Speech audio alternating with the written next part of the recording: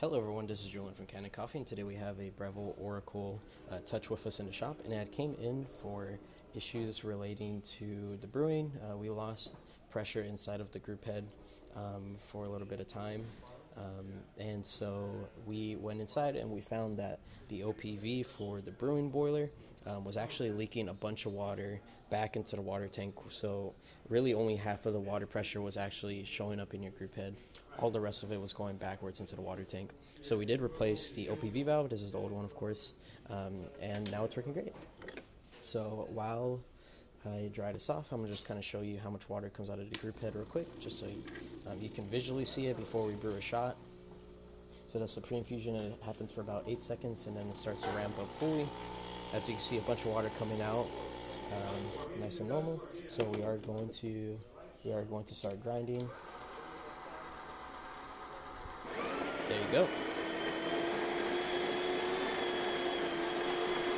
Once you hear the grinder stop and you're going to hear the disc spin for a little bit, that's how you know that it's just finished and it's stamping mode.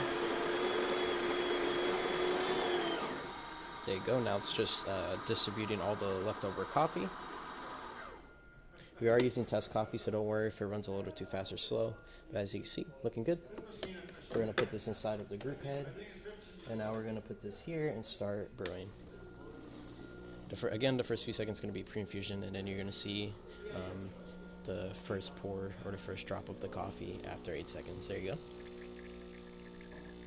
Now, of course, you can adjust the grinder to your coffee. This is a test coffee dark roast that we use, so we did have to adjust the grinder because around 26 it was actually too fine for the coffee.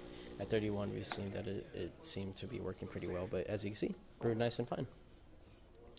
Just to quickly test, we do have milk here, or steaming. You can see now the steam on it. You'll read the live temperature, and then lastly, hot water coming out of the back. There you go. That's about it for this repair. If you like this video or any of our other repairs on our channel, leave a like, subscribe, and hit the bell. Thanks for watching.